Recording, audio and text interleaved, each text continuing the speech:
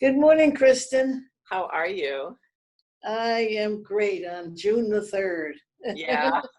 So So, you asked me to do a little something.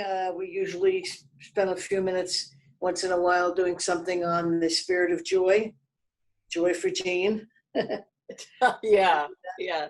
I Sharing joy with have Sister a few Jean. things that I can come up with. So you go ahead and lead the lead the talk. Well, I think the biggest question today is how do we incorporate the Franciscan values into everything that's going on today? And I think my question is how are what differentiates the Franciscan values from the Christian Catholic, which is the overall of, you know, love, peace, respect and dignity for everyone. Where are the Franciscan values, and how are they specific? Does that make sense? Yeah. Okay. All right.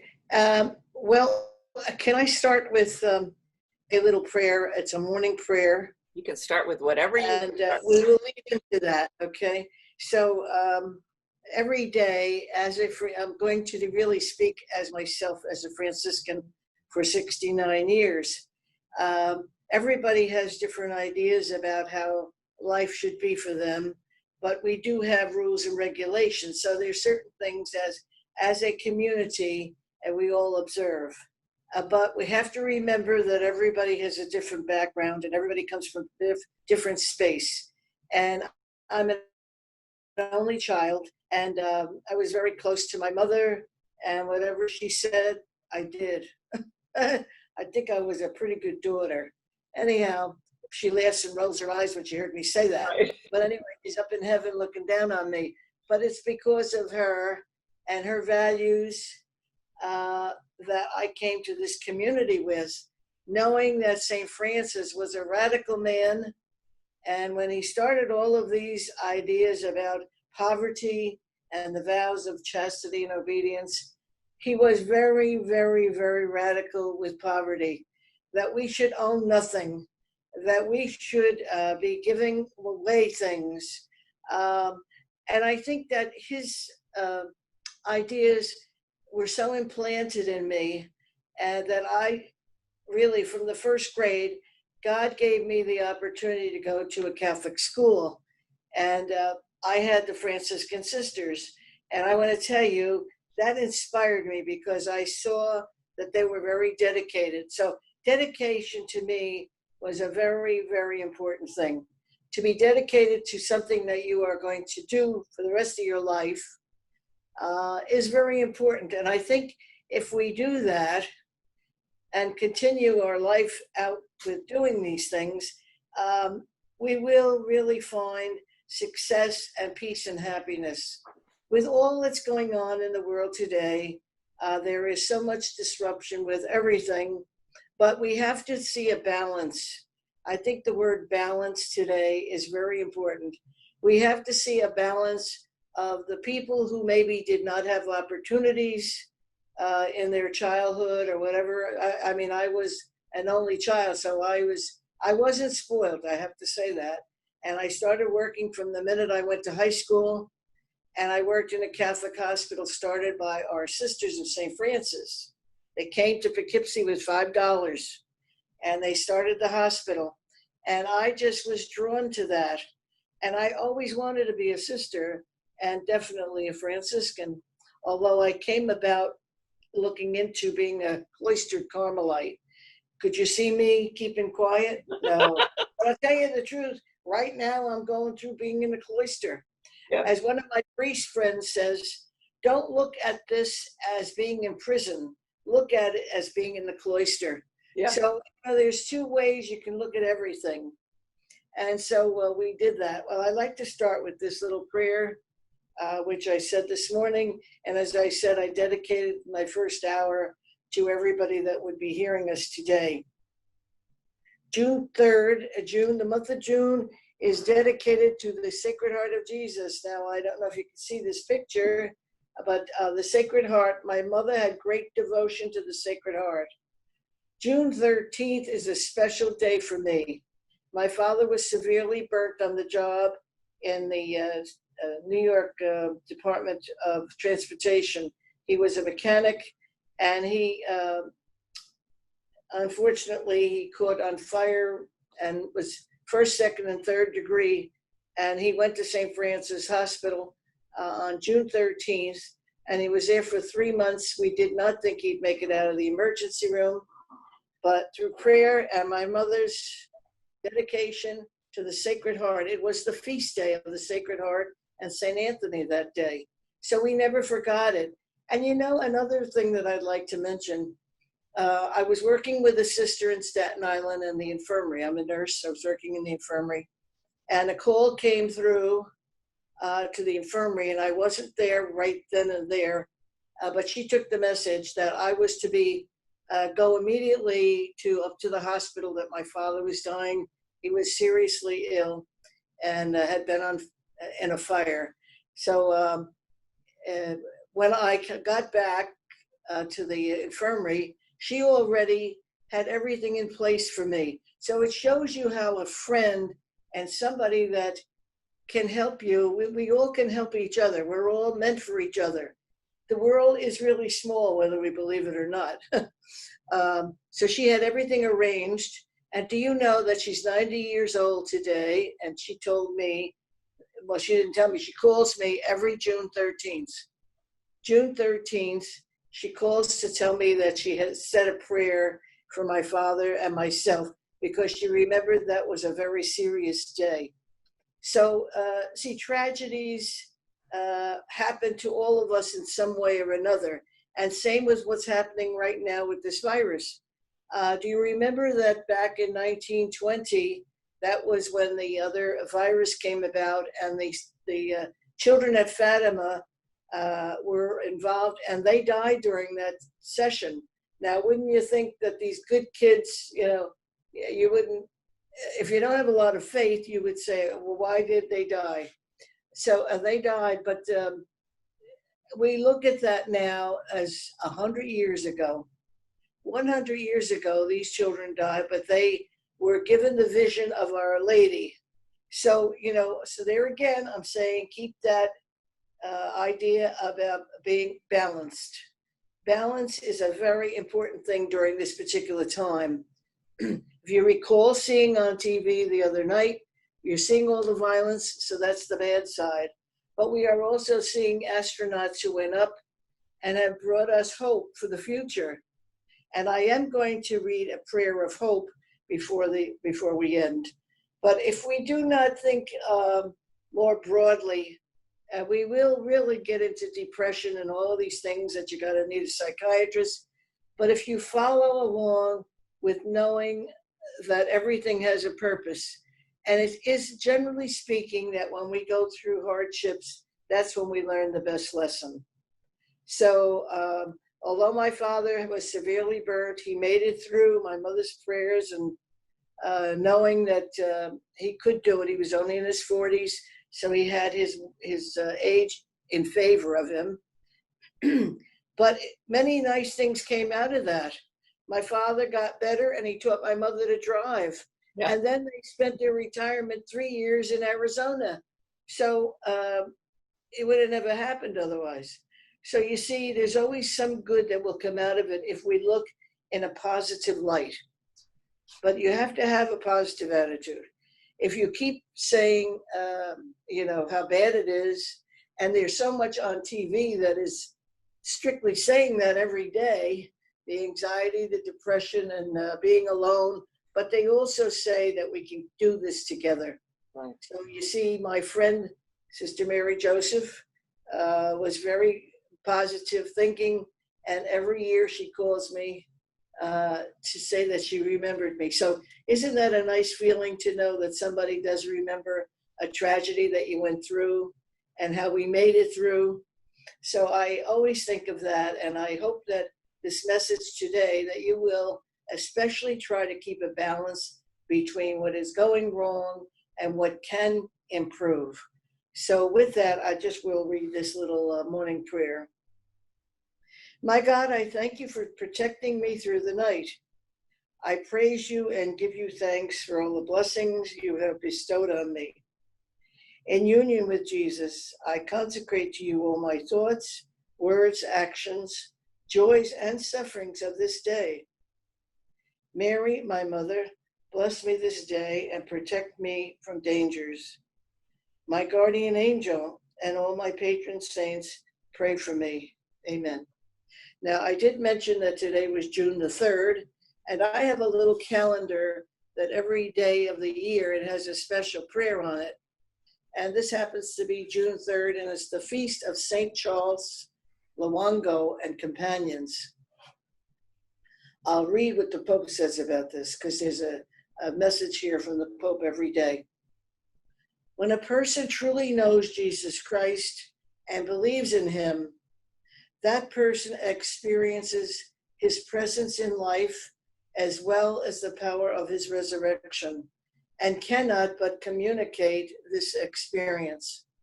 So where there was death, there was resurrection. Remember that Christ died on the cross. First of all, Palm Sunday, everybody was praising him. So once in a while, when I feel a little down about something, I remember that Palm Sunday, everybody thought Christ was great going through the town, and but then the following week they killed him and they crucified him. So we have to always think of this and put on the mind of Christ. I keep saying that to people. You know, no matter what your religion, no matter what your thoughts are, you still can remember and just look around you to see the beauty of creation. And isn't that marvelous that the Pope Francis, he took his name. So he's carrying out whatever Francis would do. He's talking about the Laudate Si. 5 years ago, he came up with this thing about creation. So we have just dedicated a prayer service to that. It's the 5th anniversary.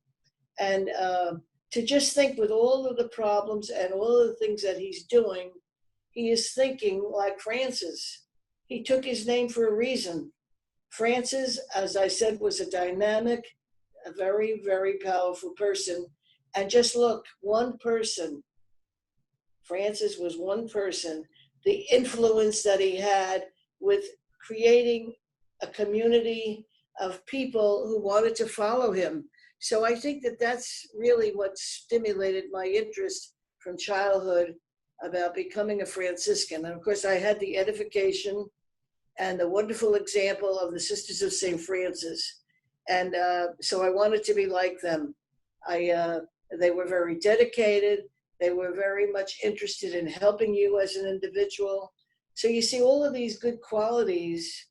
If we take a look at that a little more, I think we will begin to see that it's in doing the positive and being a positive person that helps us to keep away and to keep us balanced, because we are going to suffer. We are going to see people die. As we saw, many people through this virus. Many people are going through depression and sorrow with the loss of family members, and of course our recent murder. We also pray for that particular person that did that act. Most people don't want to think about that, but we have to think about what is this person going through in his own mind. When he joined the police force, I am sure that his intentions were good, to do whatever he could to keep the public, safe. Unfortunately, we do get mixed up sometimes, and we begin to get involved with a lot of things that are not so great. So the thing is, we change in our attitudes, and once you do that, you need to be careful, because in doing that, it leads to really a disaster. So we keep these people in mind that happen to, I guess, when I'm saying, I hate to say make a mistake, but the idea is their thinking then has not been kept for the right reasons. So we pray for him too. I would like to also, going into saying this other prayer, it's a prayer for hope. Because if we don't have hope and don't start to think about all the things that happen to us here, it is not a good scene. Prayer of hope. God of love and mercy, ease my burdens and calm my anxieties, strengthen my faith, and increase my trust and confidence in your caring goodness. Bless us each day with your healing grace, with health in mind and body, and a heart filled with hope and peace. Grant me the courage I need, dear Lord, to face all difficulties, knowing that with your help, miracles happen and lives are restored. And I think if we can keep that in mind, myself as a Franciscan, I go to the peace prayer of St. Francis, where he has made us instruments of his peace. And he asks us to see where there's hate, to bring love, where there is injury, pardon, and where there's doubt, faith, and where there's darkness, light, and where there is sadness, joy, because out of this sadness there will be joy. O divine Master, grant that we may not so much seek to be consoled as to console. And we see so many people going about trying to console each other with this death that just occurred, plus all of the things that are happening that are not good. But we do have people that are out there for peace. And so if we can overcome the peace part, I think we are going to make it. And I know we will make it. But sometimes we have to go through sorrow and tragedy before we see something good. We need to be consoled as to console. We understood to understand. We need to look at that. And is it pardoning that we are pardoned? We all have things that we do that we need forgiveness for. So the Lord keeps telling us that we can be forgiven. And that is a very, very powerful thing in our lives. And it's in dying that we're born to eternal life. So although we do not like seeing all of these deaths that have occurred, we know that we too will be joining them one day. Life is temporary. And I think if we see that and look at that more in a positive way, we're going to see a lot of things overcome. So you brought up a couple of points. One is always having faith that people are good. So, I mean, that's one thing that I find that keeps me very positive is that, some people say it like everybody's born good, and then things happen to them along the way, but always having faith that someone is good in their heart. I mean, I think that that's a huge thing. And as you say, how you think about not only the victims, but the people who have put them in that situation, that something happened to them along the way. So I think that would you agree that that's a core value or belief? Yeah. Another thing that I was just, as you were speaking, I thought, when I started high school, I worked sometimes in the maternity department, and I would see babies born. So you know how everybody goes, they go ballistic when they see a newborn. Well, you're seeing a baby that has nothing going wrong right then in their lives. You see a baby and you see how thoroughly good they are. They're born without any kinds of opinions. And so, we just, every time I saw a baby born, I saw that for quite a few babies. God blessed me in working in a hospital with very many circumstances. Some were very good, some were needed improvement. And I was able as a high school student to see that. So that has influenced my life very much. And I think that's added to my spirituality of being a Franciscan, because remember I said that Francis was radical. And it was being radical that he got all these followers.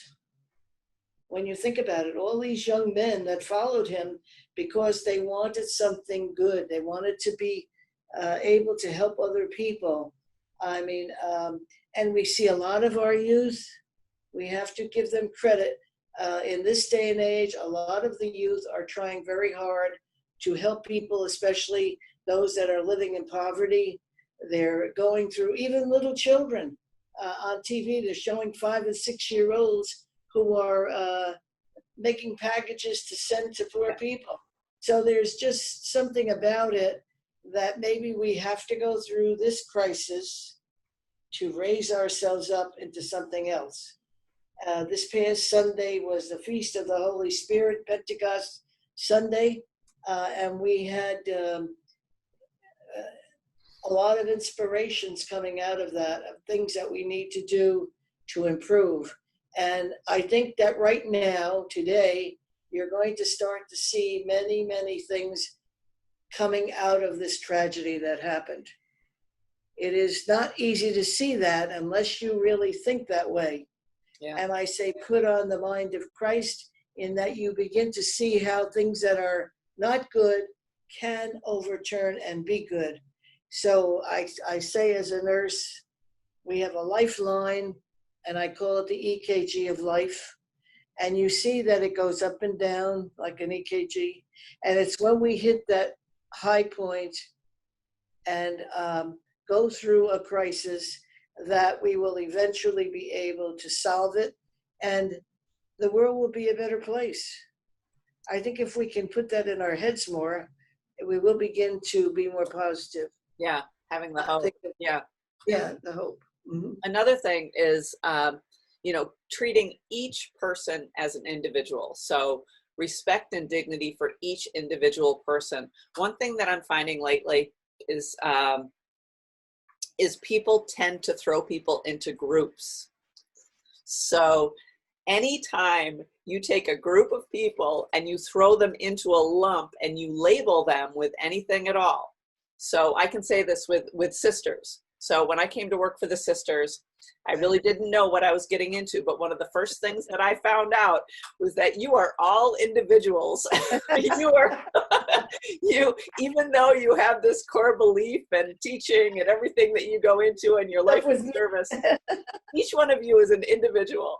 And I think we need to realize that with every group. So now we're talking about the police. We're talking about different races. We're talking about nationalities. We're talking about political groups. And anytime you take a group and you put them all together into one, I think you are doing a disservice. So that's one thing that I get, from the sisters too, is that the individual respect and dignity for each person. And I think going along with that is being present to the moment, because you're present to who you're in front of as an individual. Yes, I love that expression. I use it a lot. I said they put that on my tombstone. To be present to the moment. I think it's very important, because whatever comes in front of us at that particular time is what really the Lord is asking us to do something about. So I think, even with this crisis that we're going through right now, the governor, I'm pretty much listening to him every day. You see the different clusters of groups he's talking about. You have your looters, but you have your good people that are trying to do something positive. And we've got to see them as a separate thing. Don't clump them all together, right, as you said, really. So I'm hoping that that's what's happening. And I spend a lot of time in prayer. I make quite a few holy hours. I don't know if everybody knows what that means, but you take a certain time apart and you go through certain issues that you want to pray about. And also, that is what I can offer right now. I can't go out there and march. Right. I don't, there's a lot of things that I can't do. But first of all, I can't walk too good. And I find that it's very, very helpful to be able to be calm and peaceful, and thinking about others is really very helpful. I make several phone calls to people who are alone, people that I know for many years, actually, that I helped at that particular time through crisis. And 30 years, can you believe that I have friends from 30 years? And even meeting somebody that was in a crisis in Hawaii. When I went to Hawaii, I met this family, and unfortunately, the man, second day he was there, he had a heart attack, and I was working in the emergency room, and he came in as John Doe. He did not have any ID on him, and so his wife finally called emergency rooms, and they found him, and we become friends since then, since 2007. Matter of fact, I was just in touch with them yesterday, and the wife's having a birthday, and the daughter is going to have a video of the family, and as a surprise. Isn't that nice? So she notified me about it. Well, I already put the card in the mail. Yeah. So the connections, I think if we hold on to these positive connections and people that have influenced our life through maybe through their sorrow and our ability, we are so, as a Franciscan community, that's one of our works. That's our works, is to be reaching out to people who need our help, who just need us there to listen. I think that we do not have enough people that listen. I think the world is so mixed up with so many problems right now. First of all, that they don't have a job and they don't have this and that. And I think that the more we can fill in some little way, that's what our life now, as somebody said, what is our life now as a community? Because we're not out there teaching and nursing, but we are here as a senior group, praying for people and listening to people who call us about their problems.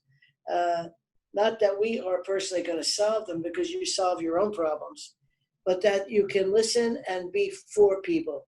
And the more we can be for each other, that's what this world is all about. And I think the Lord is trying to give us that message. I don't think everybody's listening, but they're starting to make an impact that we need to be for each other. That's what it's all about. And that's what the Lord did. He made all of this world so beautiful, and all of these things that have come about, that if we can see that it takes one day at a time, though. And as Mother Teresa has often said, Mother Teresa of Calcutta, that you can reach a person one at a time. You just can't do it for everybody all the time. It's one thing at a time. So the more we buy into that, I think, and keep that frame of mind open, the better we will be. Yeah. I mean, that was one thing that was really drilled into my head when I came to work for the sisters. And that was, connection is kind of the thread of life. So connection is why we're here.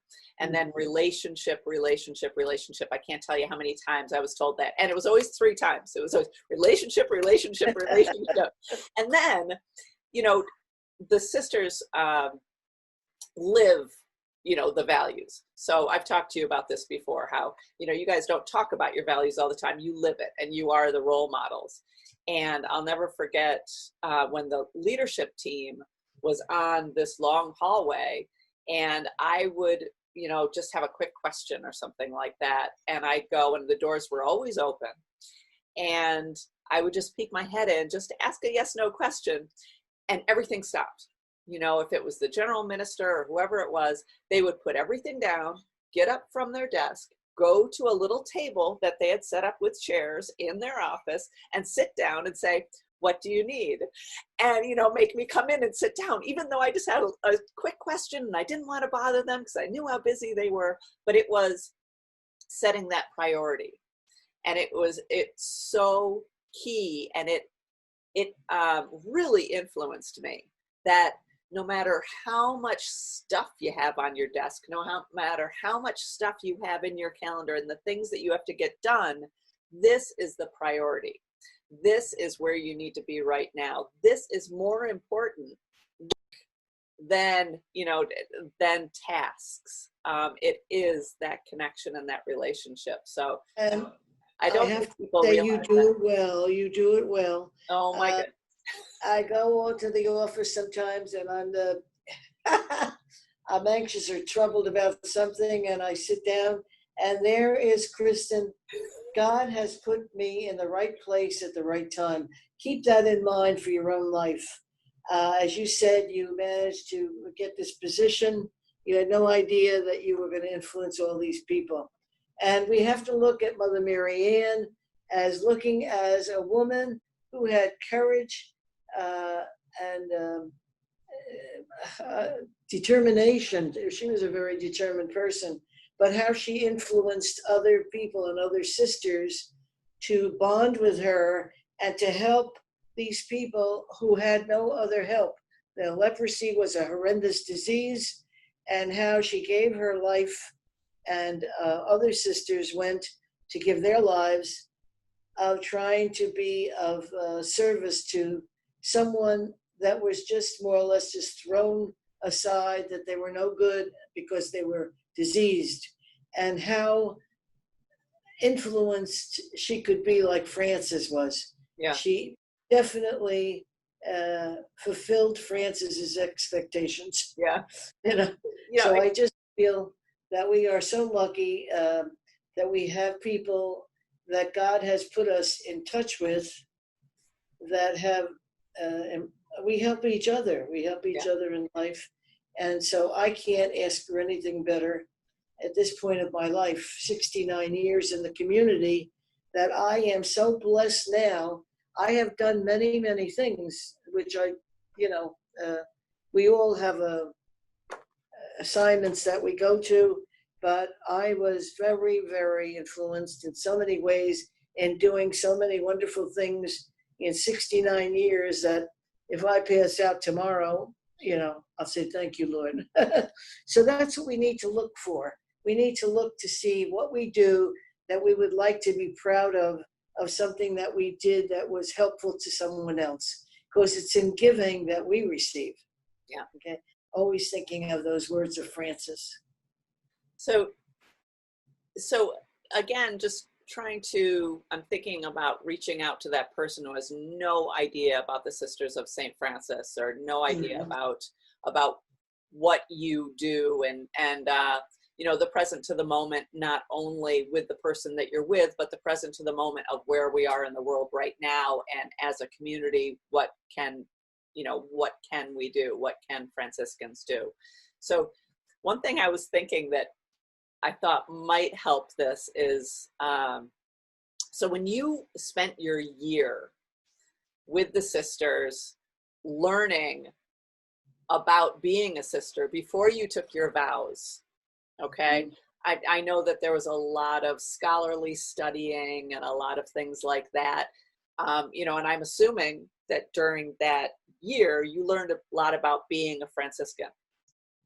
Yeah, so actually there are the first 6 months when you enter a community, it's a time of just looking to see, is this going to be for me? And the community saying, is she going to be able to produce herself in a good way, So there's a two side to it. So usually it's 6 months to a year, but then the canonical year, they call it, a year where you are studying in depth about the vows you're going to take. Right. And that's a very important process to see poverty, chastity, and obedience, and that whatever we are going to be asked to do, that we are taking a serious look that it is the will of God, that the Lord is directing us in this way to do whatever through the leadership. See, that's why we have leadership people that are going to direct us. They're looking at the total community to see what's needed and how we can improve. And if they think that you can be a good nurse or you can be good for whatever you are able to do, you will do. But in the meantime, also the individual, I mean, I went into nursing and became an RN, but I also later on in life, when you go through this mid-crisis in your 40s and 50s, you start looking at yourself and what am I doing?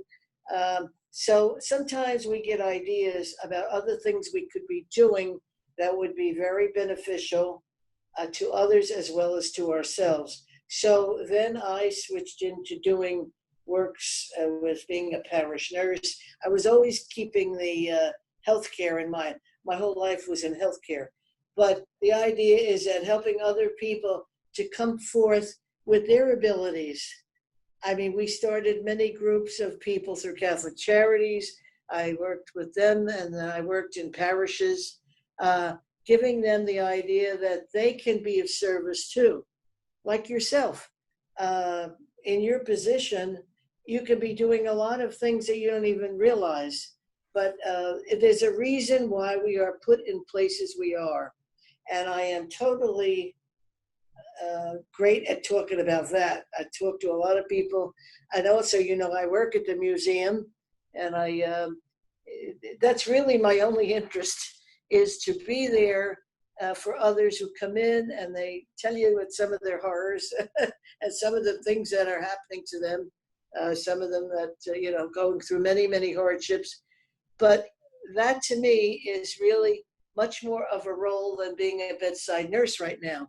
Yeah. And first of all, at my age, I can't begin to tell you, I would never be able to be at the bedside. I would never be able to call and volunteer to go down to the city to work in those places where the people were having COVID. That could never be for me. But you see, we're not all called at the same time for same jobs. Yeah. So keep that in mind, even in your own life. Even though maybe you're not working, maybe you lost the job you had, you're not going to be rehired, but there's a reason for that. Always think that maybe there's some other spark, that maybe when you were born, the Lord had some plan for you. And sometimes it's in another direction, not always in the direction we take, but that we hope that we will be able to find something that will be fulfilling and at peace. I keep telling that to people. Always do what makes you peaceful, because we are people that are meant to be at peace. And in order to be peaceful and give examples to others, you have to have it yourself. I remember when I was taking my course for CPE, for clinical pastoral education, and you're going to work now with other people, you better know yourself. You better know yourself better, and to see who you are so that you can be helpful to somebody else. But listening is the greatest thing we can do. Yeah. Because people are going to do what they want anyway.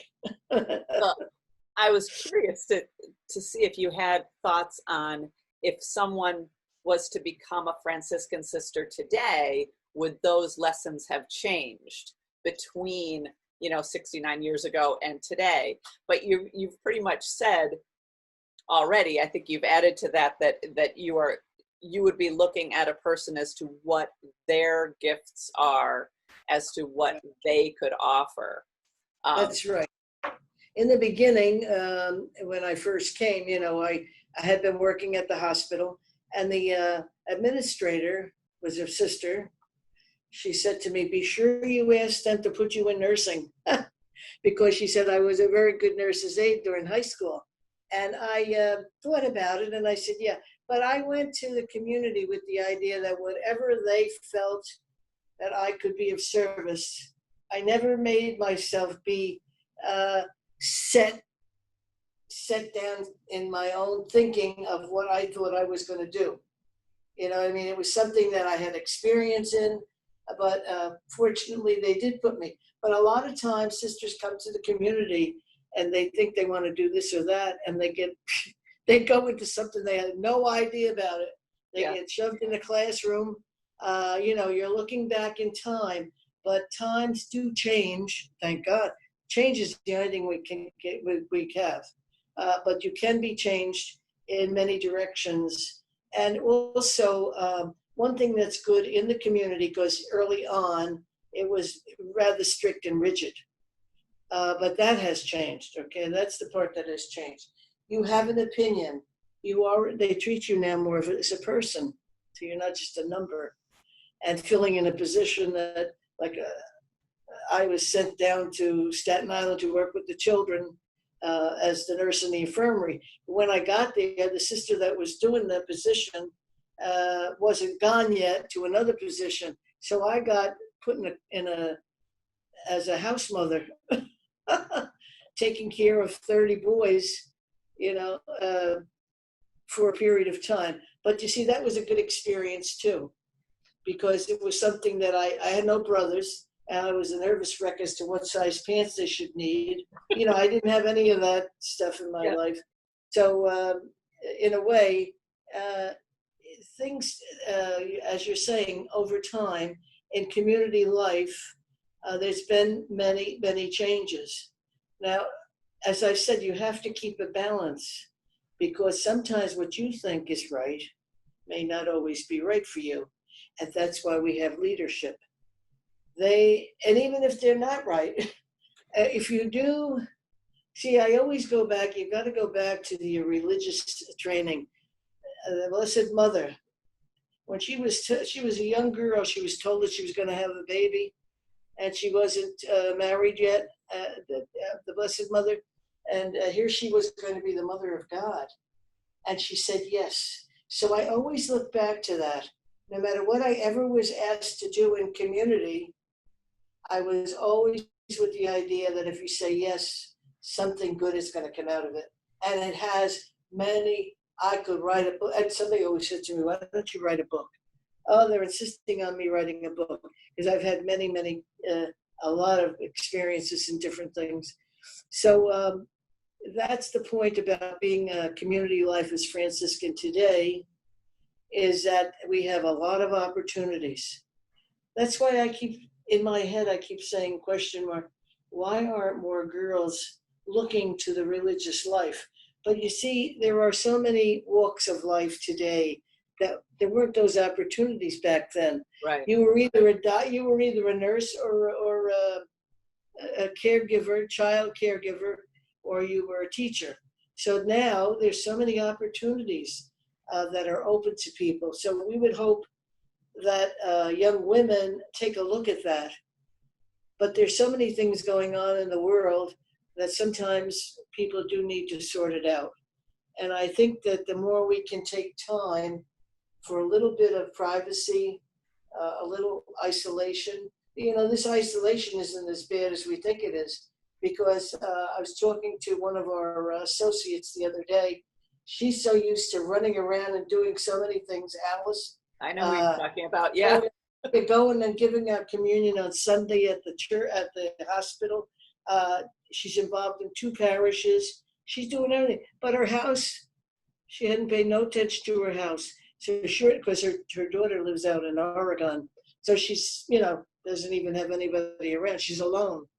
But the attitude, she's as old as I am. And the attitude and the idea now is that God gave her space and time to fix up her house. So she's doing a lot of things in her house that she didn't get a chance to do before. So we never know what opportunities are offered. And even as the religious, but you don't have to always be a religious a priest or a nun or whatever. But we are sure to help. But the idea is that everybody is called. Everybody is called. You're called to what you do, and how you do it will influence other people. So the idea is that as a religious, we do take the vows, and I've got back to the training, the beginning to look at the community, and then if they decide they would accept you and you want to join, you become a canonical novice, and you study intensely about the vows. And then they start to look at what you're going to do in life, what career. And then the second year of the novitiate, which is the second year novice, many people are sent out to places but they're always under, I won't say supervision, but they have somebody that they can relate to that's questioning, certain things in their life. So it's a process that takes time. You don't just come in and boom,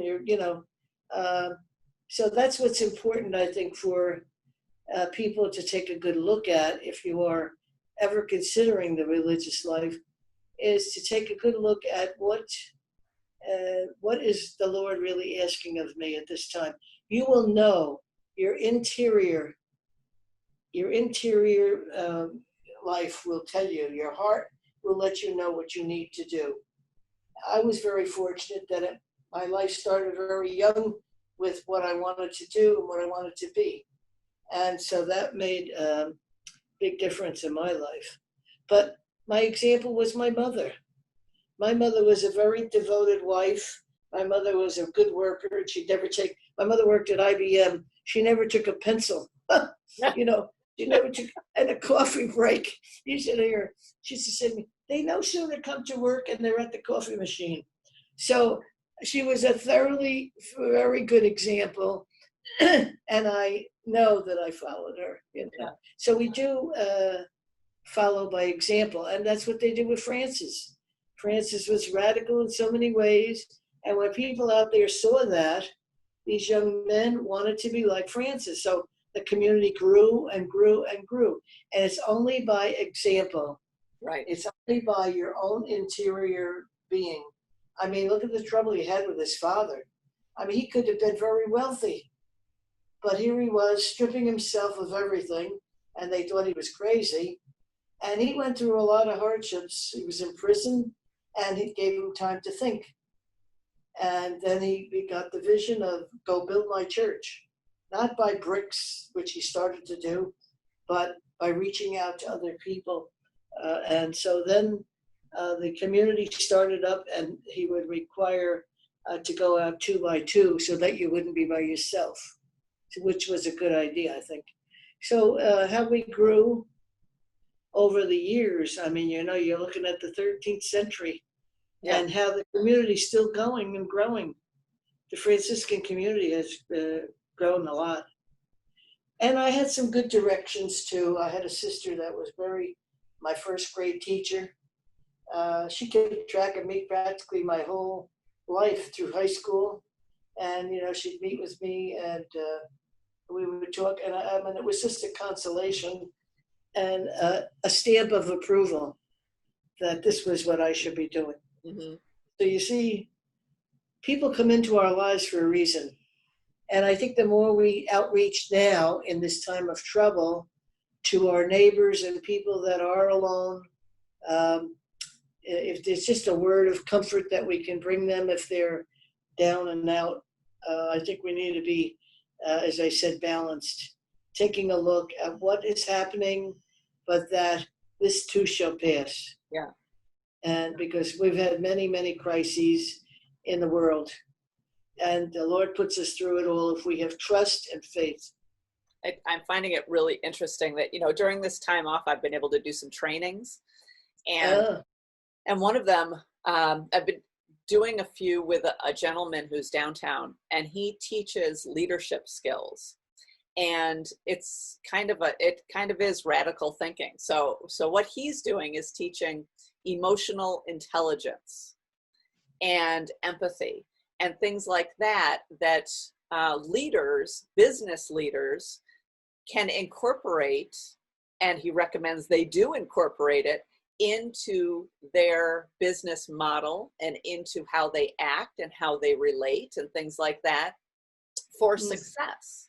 Now he's looking at the big success. So he's looking at business, but also personal, and being happy in life and all of that. But the emotional intelligence it is very Franciscan. It's very, relationship based, individual based.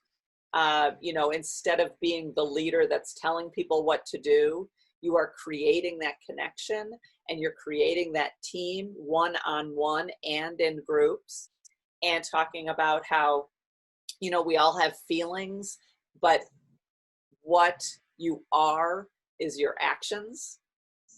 So it's based on you being that role model and you acting the act and walking the walk. And so I find that all extremely interesting, that it's all kind of coming back around. Like I feel like we lost it for a couple of decades or something. No one was teaching empathy. No one was teaching emotional intelligence. No one was teaching the Franciscan values and the relationship importance of what that can do with our lives and what it can do as a community and as a nation. So I have hope that people are actually learning that and realizing that all of those things are important, and it's not economic success that makes us a good person or a successful person, or that's not the important thing, you know? You know, yesterday as I was looking at the news, I was looking at the police that went and hugged and stood by one of the persons that it was on really trying to be there for the right reason. And I think that maybe, I don't know, this is a way out thought, but the way the training and whatnot of the police department, okay, to me, I said to myself, you know, the people that were doing things in solidarity, they were kneeling down. Some of these policemen that were kneeling down, you're seeing a different side to them. You're seeing a side of caring. That's why they are there, for the good of a person, not just to condemn them, because so many out there right at this moment are seeing nothing good about the police. So I think that we have to see the other side of it, as I said, the balance. And maybe through this training and retraining of police officers, they need to be friends of people to help them. And I do see that this is starting to happen. I mean, I saw several pictures on recently of policemen going to be there, knowing that we need to do something about all of this looting and whatnot that's going on. But I think yesterday the governor was very disappointed about the police's actions. But you know what? I'm saying to myself, you know why? They're afraid. Yeah. They're afraid to do something because they feel they're going to get in jail. Yeah. So, you know what I mean? There's a lot of reasons why that is happening. So let's hope that gets overridden by people in the police department that are seeing that they need to help people through this. Yeah, being and maybe that will really be helpful. You know? Yeah. Yeah, I've been thinking the same thing. There's a lot of good that's going to come out of this, I'm sure. I think so too. I talk to people about what gifts are coming out on the other side of this. Yeah. And as I said, I've been out of work now, 3 months? I haven't been at the museum. But I want to say, actually, it's hard for me to say what I've been doing. But I mean, I'm not overwhelming and cleaning my room. My room is pretty nice the way it is. But spending more time in trying to meditate and to relate to people who are hurting. So that is a big thing in my life that I like to be able to do, dropping a note to people. And one of our sisters did have the COVID, Sister Florence Marie, and I wrote to her and I called her and had a nice long conversation with her. And she was very impressed about the staffing of the place where she was down in the city. She was at an army base or something. She said that she could not believe the kindness and caring that the persons that took care of her, how they were. So, you know, there's so many good things that will come out of it. And she did get better. She's back to Wartburg. But keeping in touch with these people is important. Yeah. So you're really good at that. I mean, I always, you're the one who knows how to be there for someone more than anyone else I know, you know. Because I'm always looking for my talents. Yeah, always looking for your talents. And that's what I'm yelling for when someone comes in the museum and they're really upset and they need someone. It's like, oh, Sister Jean has to be here to come and listen and talk to them. Yeah.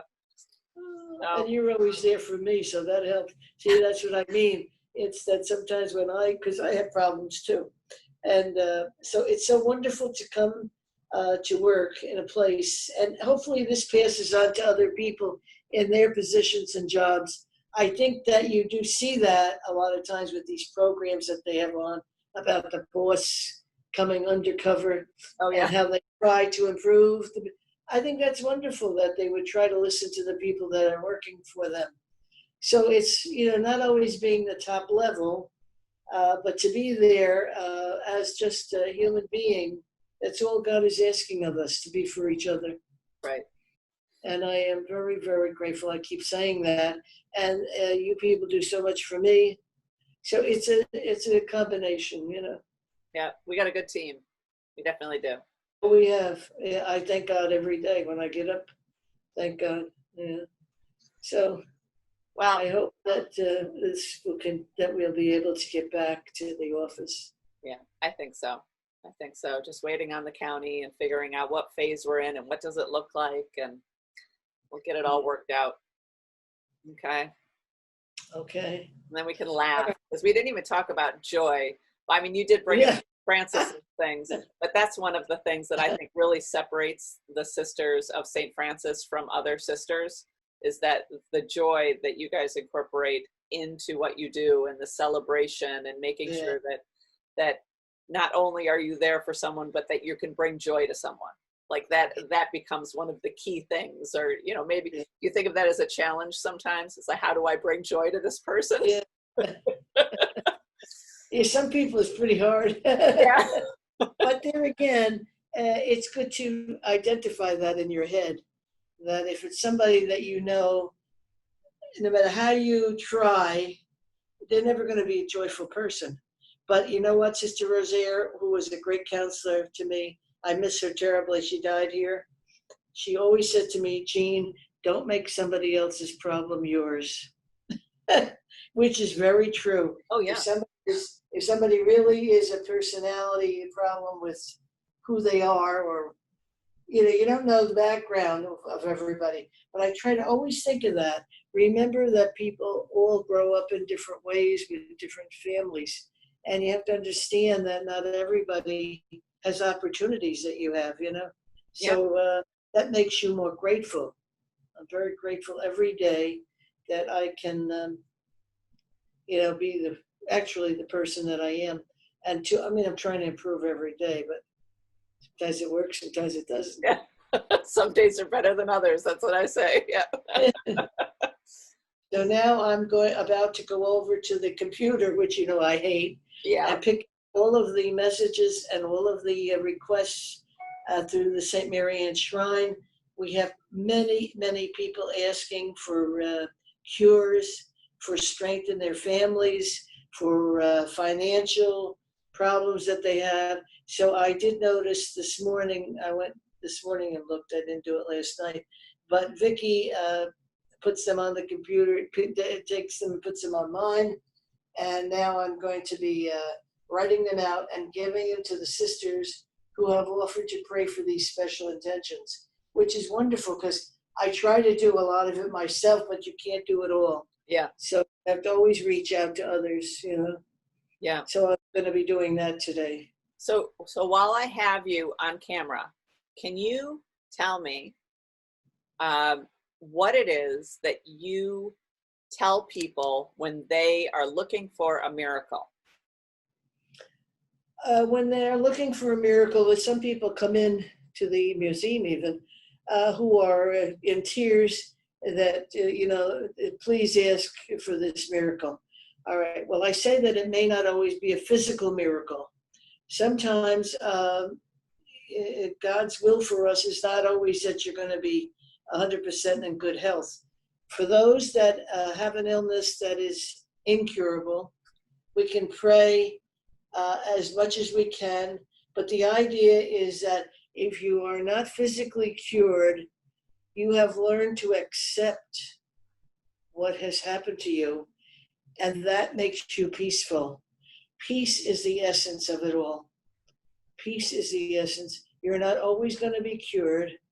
You're not always going to be high on everything. But as long as you can accept what has happened at this moment, remember I said be present to the moment, whatever is happening to you at the time, that you are willing to accept it, and you'd be surprised how peaceful you get. Yeah. Now, I've been praying for somebody, because I'm not no angel either. I'm praying for somebody that I have a clash with, okay? That, like, I just can't deal with her nonsense. To me, it's, it's like rubbing two sticks together. But I've been praying for her. Do you know that has helped? Yeah. She's making me fruit salads and no different little things that she knows I can eat. Isn't it interesting? Yeah. No, I really, if you can think that way and then start to see something come out of it, it's great. Yeah. Yeah. So remember that if you're having a time with somebody that you feel right about, and they feel right about what they're doing too. But pray about it, that you can come to grips together.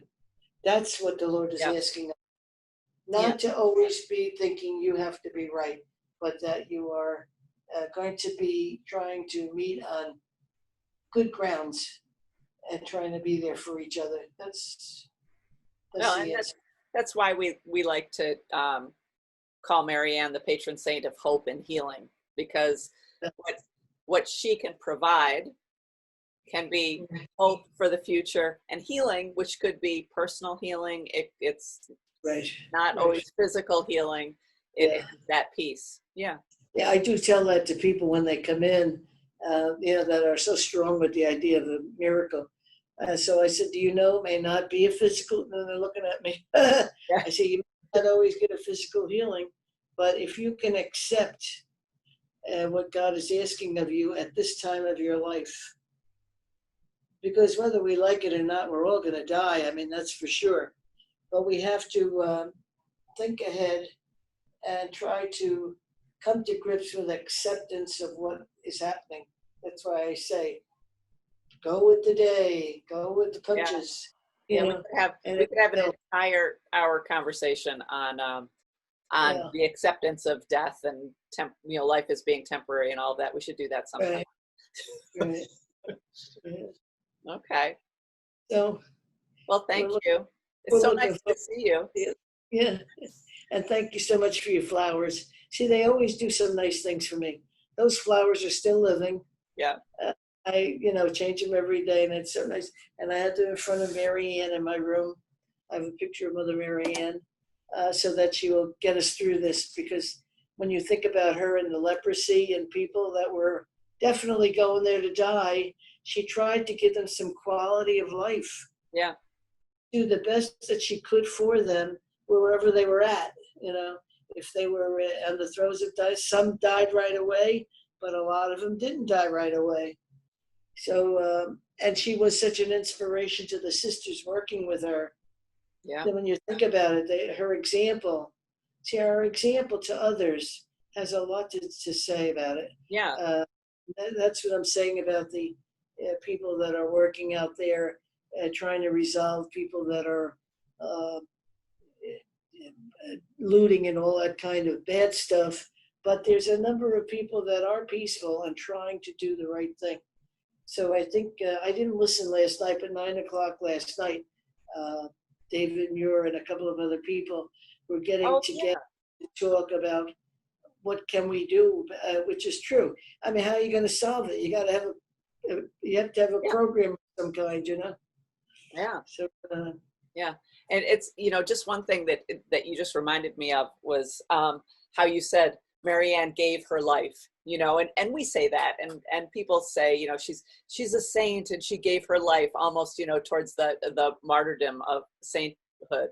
But that's not the way that she saw it. She never went to Hawaii or never went to Kalapapa and said, I am giving my life. There was none of that. she was simply just doing what she felt was right. She was just there, and she was working, and she was Right. caring for people because they had to be cared for, and she was in service to them, and she was providing, and it was a day-to-day, and it was a struggle, and there were things like that, but there was no, there, I hate for people to think that she was some kind of saint, as people might think, that I'm giving my life. There was none of that, this, and I always say, she probably would not approve of having a statue of her in our garden and things like that, because she was just doing her job.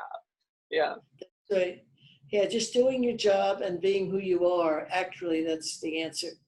Being who you are, and to internalize it is important too, because that does help you to know who you are and how you can give to others. Yeah. Well, know your talents. Yeah. Yeah. What you can do. Yeah. So, okay. So thanks. Okay. So anyway, hopefully we'll get together soon again. Yeah.